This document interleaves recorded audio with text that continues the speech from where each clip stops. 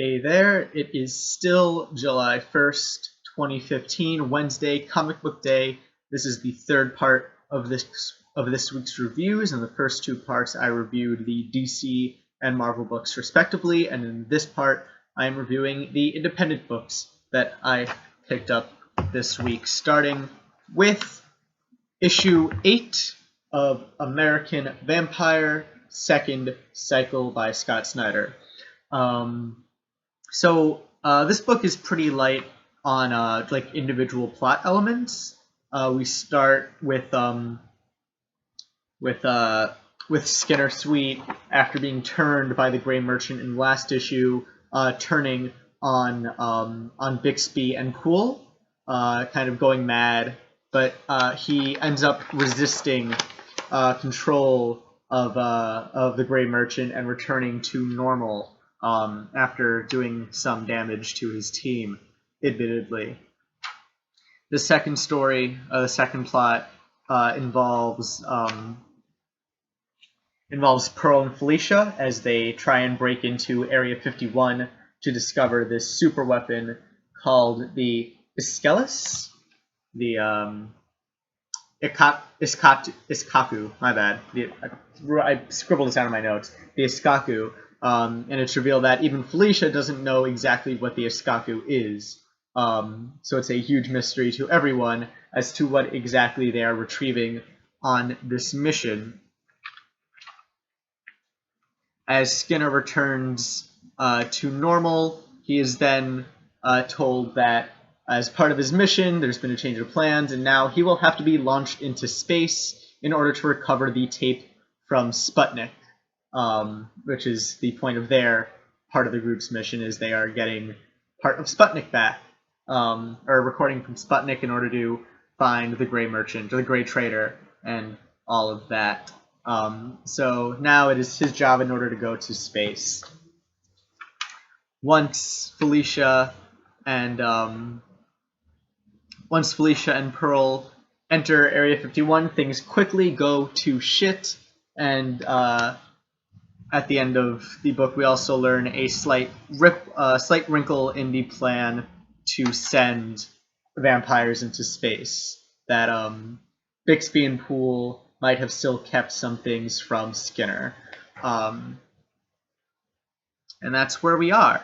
And this is an excellent issue. Just really enjoyable. A really fast-feeling read. Just not too quick. It doesn't feel insubstantial or anything, but just really good to read. One thing I particularly enjoyed was the dialogue between Felicia and Pearl as they're digging their way under Area 51. And you can really see that they're becoming friends. That through this mission they're getting to know each other, they're getting to recognize how they talk to one another. Felicia is being a little paternal towards Pearl, as she's explaining about the other vampire they're working with, Brun. She starts kind of making things up in order to distract Pearl from the mission, or from the horror that might happen over the mission.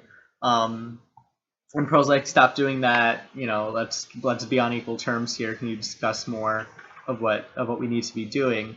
Meanwhile, we also have the relationship between Skinner, Poole, and Bixby, and how Skinner still doesn't want to be part of this. He's still someone who wants to be alone in a way, wants to be a loner, while and Bixby and Poole still don't entirely trust him, especially now after his run-in with the Gray Merchant, the Gray Trader, and all of that sort of thing going on there. Just really good book. Nothing not to like. Vampires going into space. So there you go. That's pretty great stuff. Really, really fun book to read. It's great to see. Also, just the thing I like about American Vampire overall is how they play between the magic and the science. So in this issue, in particular, they have things called Gorgon gas, which freezes soldiers. It's like a freeze grenade or something. But it's a Gorgon gas. Because Gorgon, Medusa, turned people to stone when they looked at her. So, or when she looked at them, rather. So, just this great blend of science fiction circa 1960s and these like monster movie and monster cliches. It's just really, really neat stuff. It's a great world and really fun characters to follow. So I recommend American Vampire. Next up, we have an issue 1 new book I started reading, Will Eisner's The Spirit, not written by Will Eisner, instead written by Matt Wagner. And issue 1 of The Spirit of course being a classic comic book character from Will Eisner, who is regarded as like the comics genius. The Eisner Awards, which are the Academy Awards of comic books, are named after Will Eisner. He is generally regarded as one of the most influential comic book writers to have ever lived, and The Spirit is one of his more famous original creations. A detective, kind of in the style of The Shadow or even Batman in a way. He's a powerless vigilante, takes the law into his own hands, beats up drug dealers and crime lords and things like that. One of the first and still one of the just most one of the most inventive comic books that's ever been published, especially for what Eisner did in his day for the comic book medium. We open with the big question of the story so far: who killed the Spirit? And from there on, we get a very quick introduction to basically the entire supporting cast. As far as we know, the Spirit, the person on the cover, is actually, like, he's dead. He's been dead for 2 years. Nobody knows what happened, where he is if he's not dead, but everyone's really sure he's dead. And the main question is, who killed him? How did he die? You know, where has he, who's to blame for killing this hero? So after this little article giving you a lot of backstory as to where we are, as we enter issue number 1 here, we're introduced to a lot of the supporting cast, as I said. So we're introduced to Commissioner Dolan, who is very similar to Commissioner Gordon. He is a commissioner, been working with the Spirit before the Spirit disappeared and before the Spirit died. And he still has a lot of respect for him. We find out that his daughter, Ellen Dolan, was in a romantic engagement with the Spirit. We have the reporter over here, Mr. Stubbs, who's the kind of crackpot reporter, not crackpot, just the like the snooping crack reporter trying to get his story, interviewing his man Dolan. We have the replacement commissioner, Weatherby Palmer, who's just like a stuffy, arrogant jerk who we don't like. And what's also great just about the art in this comic is that everything's so distinct and everything pops. Just like the shape of all the characters' heads. So you have Commissioner Dolan here with a very square, kind of rectangular, strong head. We have Weatherby with like the narrow, kind of snooty head and like broad shoulders. Everyone looks very different. Stubbs with the very round kind of facial features over there. After that quick introduction, we get a recap of the Spirit's origin story. So he was private detective Denny Colt, or Danny Colt, Denny Colt, who tried to go after a drug lord, not a drug lord, a chemist, a deranged chemist who wants to poison the water supply. And he's going after this deranged chemist Cobra, where he gets blasted by this gas. Everyone thinks that Colt is dead, but really the gas put him in a state of suspended animation. So he returns and becomes the Spirit, and he can do all these things above the law because technically he's dead. He doesn't exist anymore. And he helps the commissioner with crimes that he can't solve on his own. We're then introduced to the daughter, to Ellen Doyle, and she's like very good natured. She opens complaining how the board isn't giving her money to save to support education, and how Weatherby Palmer wants to pave over playgrounds for parking lots. So we see that Ellen is a really good-natured person. We also are introduced to her new kind of fiance, her new boyfriend, Archie, and Archie is kind of whipped. He's put upon, just follows orders, doesn't seem to have much of a spine, doesn't stand up for himself, although he clearly does like or love Ellen. We then jump to private investigator Strunk and White, and what I love is that these guys are named Strunk and White, and Matt Wagner fits in a grammar joke. So someone calls them, and he's like, "We'll solve your problem, no matter what it is," and they ask him a grammar problem, and on the next page, White says, "Someone should just write a book to tell all these people how to correct their grammar," and it's great because if you don't know, there is a book called Strunk and White Style of English Grammar, the Elements of Style, there it is, Elements of Style by Strunk and White, which is one of the definitive grammar style books in the English language. So it's fun that they snuck in a Strunk and White joke. I mean, not really struck in, it's pretty out there, but it's fun that they have that in for literacy nerds like me. And Strunk and White they're not bumbling detectives, but they're not as good detectives as the Spirit was. So they're doing the best they can. They help rescue this other guy, what's his name? This other guy, Teddy, who's in with these con men, and these con men are like really, kind of fast-talking, stereotypical con men, and so Strunk and White get Teddy away from them, out of their influence, and send him back to his mom. And yeah, it's a fun story. It doesn't do anything that out of the ordinary. Right now, they're still setting up all these characters. It seems like we're gonna have a large ensemble cast for the rest of the book. So they set them up really well, and then set up the quest, which is Strunk and White are now on the case of who killed the Spirit. So they're taking up the case, and that's where we leave off the first issue of the Spirit. So like I said, I really like it. I really like how distinct all the characters are from one another, how well... Like at this point, they are kind of archetypes. They are, the helpful commissioner, the strunky other guy, the stuffy, jerky other guy, the pure-hearted woman, the bumbling detectives. Like, they are these kind of archetypes. But that is also really helpful in introducing us to these characters and making them all very memorable for a first issue. And for a reboot of this character, for a character who hasn't really been around in a while, and introducing him to new readers, hopefully. And yeah, like I said, I like the art. I like how colorful everything is, how everything pops, how it really does look and feel like the 40s or the 50s, whenever it's supposed to be. And like you can hear like all the kind of like the New York accents that these characters are supposed to have. You can hear each character in your head very distinctly and imagine what they're supposed to sound like. So just everything in this comic works. It's really enjoyable. It's really fun.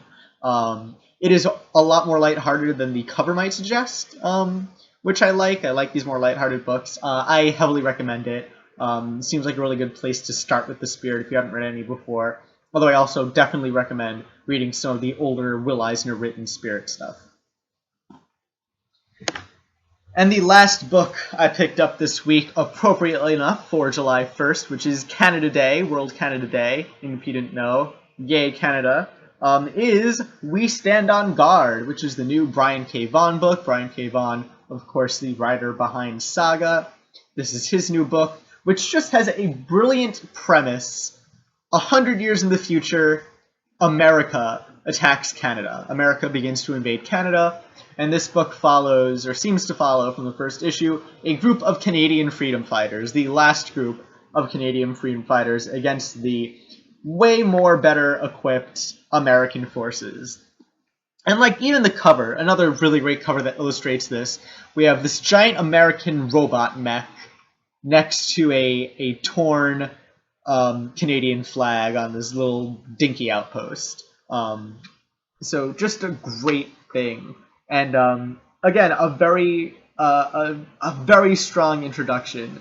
We see Ontario in 2112. Just before the war begins, we're introduced to the main character, Amber, as a child, and as a child, she sees on the television that the White House, the American Capitol White House, was bombed. America doesn't know who to blame, but Amber's father is saying they're going to blame the Canadians for this for some reason.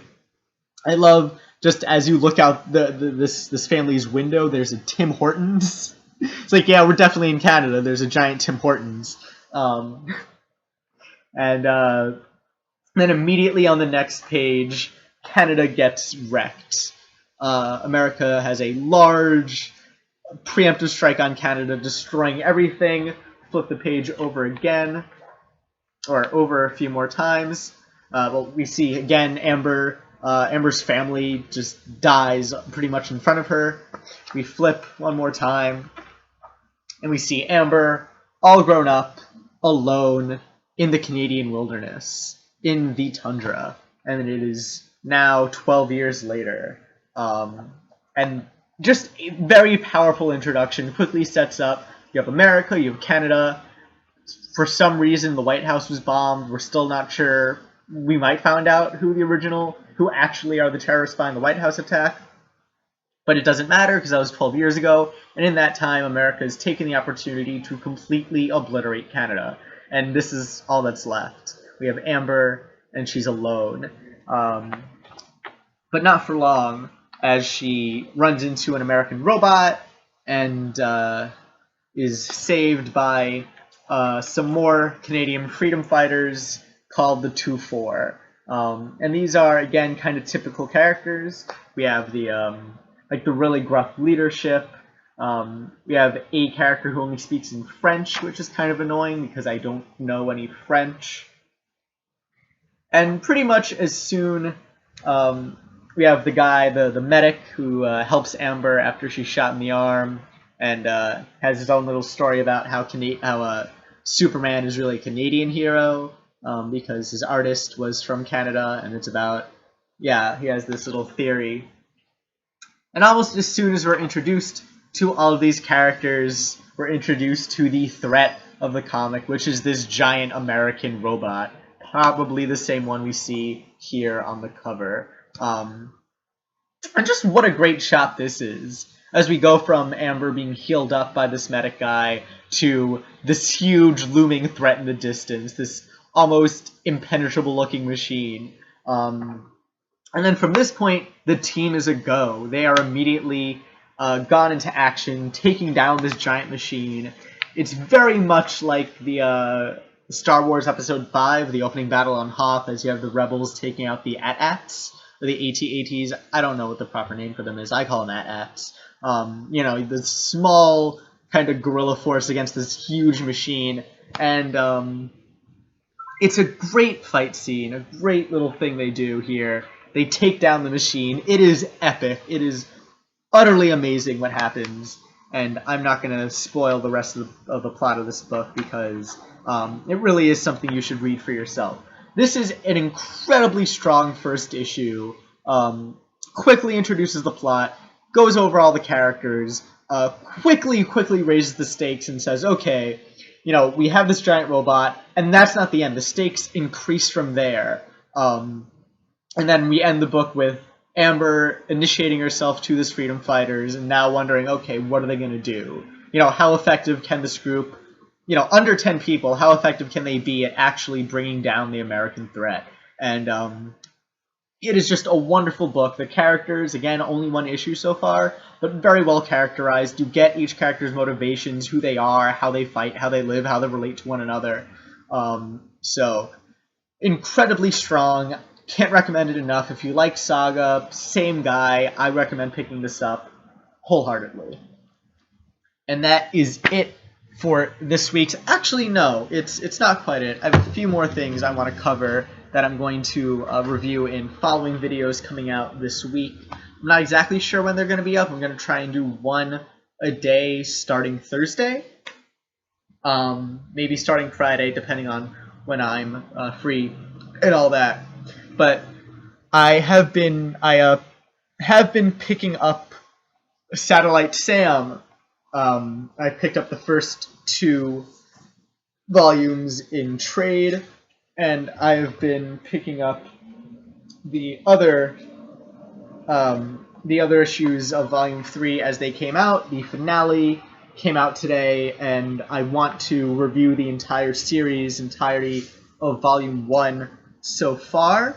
So I'm going to be doing that as the week goes on, and hopefully have a video up by Thursday or Friday. And I want to do the same thing for The Wicked and the Divine. I picked up, like Satellite Sam, I picked up the first two volumes in trade, and I picked up issue 13, which came out today. Issue 12, which came out today, which I will be reading, kind of playing catch up, and then when I'm done with that, have a review of everything of the story so far. So that is something I want to be doing as the week goes on. I also eventually want to do the same thing with Casanova, which I've been reading. Still kind of playing catch up on that. But by the time the next issue of Casanova comes out, hopefully I will have a review of the entire series up to that point for you guys. And also, if you've been watching the other parts of this video, as I mentioned in those, I will be reviewing Batman Arkham Knight sometime this week, so expect a video on that going up very soon too. So that is the end of this video, almost the end of this video. I want to thank you for watching. It really does mean a lot to me. What means even more is if you were to subscribe, and hopefully you've liked this video enough to do so. Again, like this video, give it a thumbs up, rate it if you feel like it. That makes me feel better about doing these every week. And any comments, questions, concerns, whatever, feel free to leave them on the comments, and I will do my best to get back to you. And yeah, that's it for this week, or that's it for Wednesday, at least. Thank you for watching, and I hope you'll join me for other comic book and video game reviews as they come up.